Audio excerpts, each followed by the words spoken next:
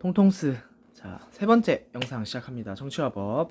지난 시간에 법의 이념 중에 정의에 대해서 우리가 배워봤죠. 이번에는 법의 나머지 이념에 대해서 한번 알아보도록 하겠습니다. 교과서로는 15페이지고요. 15페이지고 내용을 역시 정리해왔죠. 봅시다. 세 번째로는 바로 법의 세 번째 이념으로는 합목적성이라는 겁니다. 합목적성. 목적에 합치되어야 되는 거예요. 목적에 맞아야 된다. 그게 바로 합목적성인데 법이 바로 합목적성을 갖고 있다는 겁니다. 법이 그 사회가 추구하는 목적에 구체적으로 합치가 되는 것이에요. 그 사회가 추구하고자 하는 것에 이 법이 맞춰져야 된다. 법이 이 사회의 목적과 따로 놀아서는 안 된다. 라는 거고, 그냥 들으면은 무슨 소리야 이러는데 예시를 들어보면 이야기가 조금 더 쉽습니다. 자, 근대 사회를 예로 들어볼게요. 이 근대 사회라는 것은 시민혁명이 일어난 후를 근대 사회라고 합니다. 그전 시기를 근대 사회라고 하지 않고 시민혁명이 일어난 이후를 근대 사회라고 하는데, 근대 사회에서는 시민혁명이 일어난 이후기 때문에 개인들의 신분이 백성에서 시민으로 변했어요.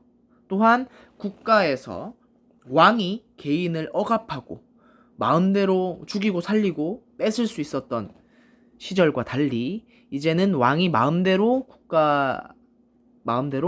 개인에게 뺏거나 할 수 없어지도록 하던 과정에 있던 그런 대변혁의 시기였습니다. 그게 바로 시민혁명이었는데, 이때의 큰 화두, 큰 그 쟁점, 큰 관심 포인트가 바로 개인의 권리였어요.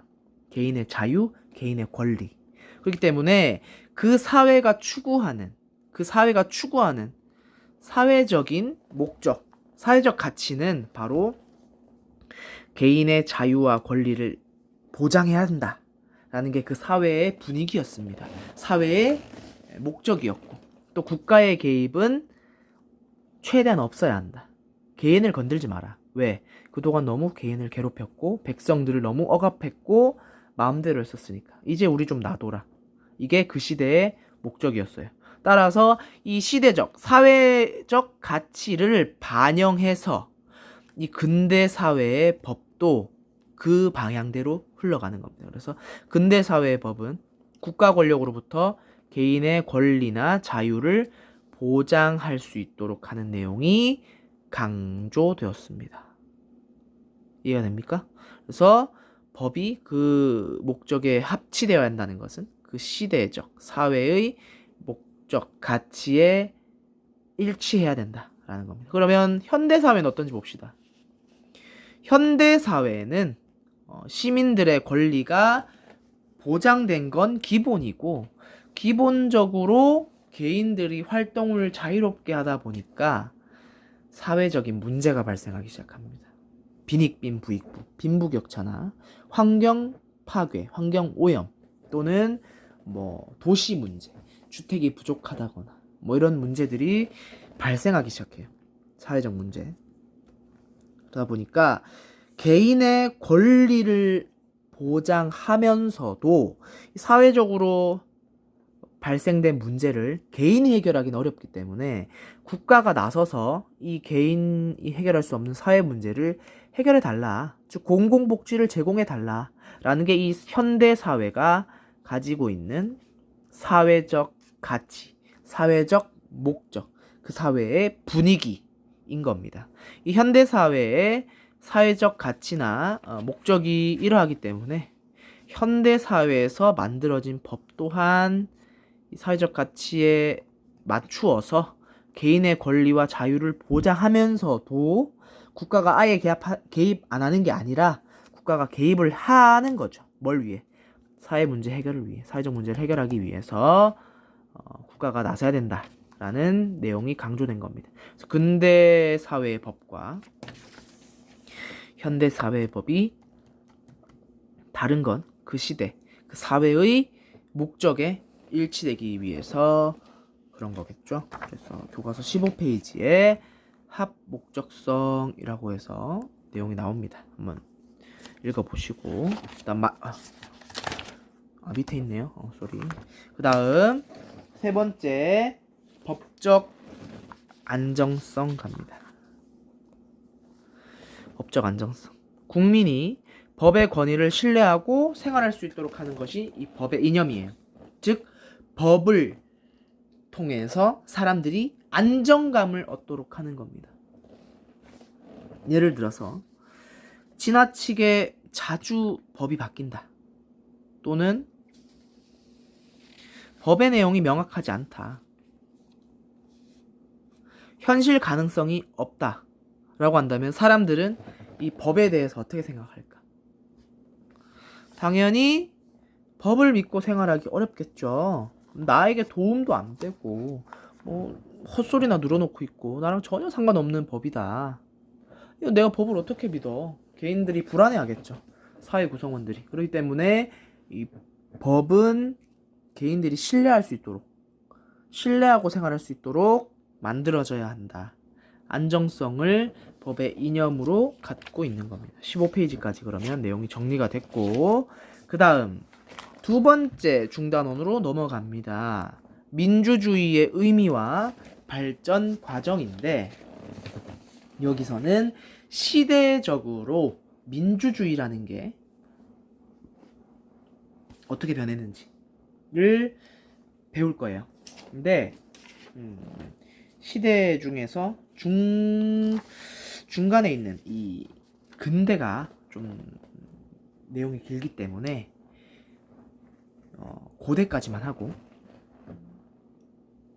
이 근대는 아예 따로 한 영상으로 정리하겠습니다. 먼저 민주주의가 뭔지 알아야겠죠? 민주주의 들어는 봤을 겁니다. 민주주의라는 게 뭐냐? 민주주의. 민은 국민 민자고 주는 주인 주자예요.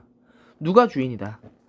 국민이 주인이다. 모든 국민이 나라의 주인인 정치 형태를 민주주의라고 합니다. 그럼 민주주의가 없던 민주주의 이전에는 주로 누가 나라, 국가의 주인이었을까요?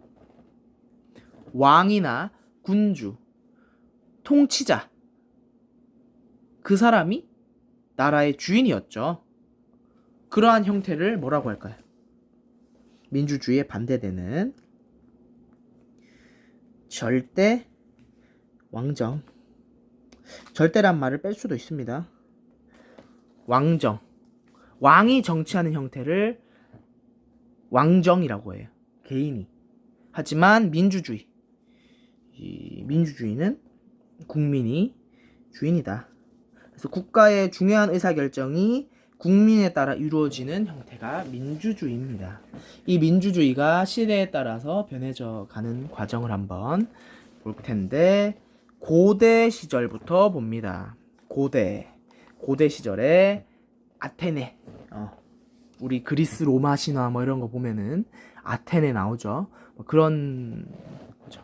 그리스 아테네부터 배워봅니다. 아테네의 민주주의입니다. 특징이에요. 첫 번째, 직접 민주 정치. 모든 시민이 민회에 참여해 의사결정을 한다. 시민들이 직접 자기의 뜻을 전하기 위해서 모두 모여서 한 장소에 모두 모여서 자신의 의견을 전달하는 거예요. 우리 뭐 이번에 새로 뭔가를 결정해야 합니다. 어떻게 해야 됩니까? 라고 하면 다 모여서 자기 의견을 제시하는 거예요. 그게 바로 직접 민주정치입니다. 자기의 뜻을 직접 전한다 그래서. 근데 여기서의 특징은 직접 민주정치를 했기 때문에 이 단점이 있었어요. 어떤 특정한 사람이 굉장히 자기의 말을 잘해. 자기 말을 잘하고 말이 뛰어나고 다른 사람들을 잘 현혹시켜. 그렇게 되면은 좋지 않은 의견을 가지고도 사람들을 설득해서 결정 지을 수 있는 거죠. 이게 좋은 의견이 아닌데도 불구하고 자기 의견을 잘 말해서 사람들을 설득해서 그렇게 결정 나도록 한다면 결국 사람들한테는 도움이 안 되죠. 그죠? 그래서 이러한 상황을 표현하는 용어가 바로 중우정치입니다. 중우정치란 뜻은 어리석은 다수에 의한 정치란 뜻이에요. 그러니까 토론을 통해서 결정하는 거죠. 모든 사람들이 의견을 내는 거니까. 그렇기 때문에 어리석은 일부 사람들이 다른 사람들을 다 현혹시켜서 대다수의 사람들이 어리석은 선택을 할 수가 있다. 그런 정치 형태를 중우정치라고 합니다.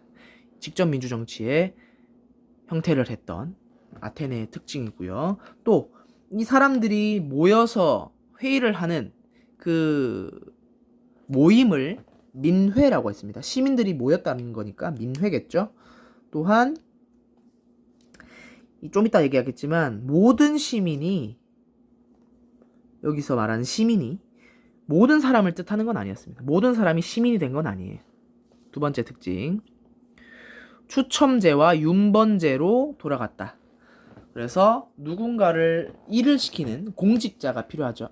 무슨 일을 하는 공직자가 필요하죠. 우리로 치면 공무원 같은 사람 또는 누군가의 대표, 이런 공직자를 할 때는 추첨, 뽑기를 하거나 윤번제, 돌아가면서 이번에 내가 있고 그 다음에 너, 그 다음에 쟤, 4번 쟤, 5번 쟤, 그 다음에 또 나, 이런 식으로 돌아가면서 하는 이런 식의 방식을 했기 때문에 시민이면 누구나 돌아가며 공직에 참여할 수 있었다는 점이고요. 세 번째, 하지만 제한된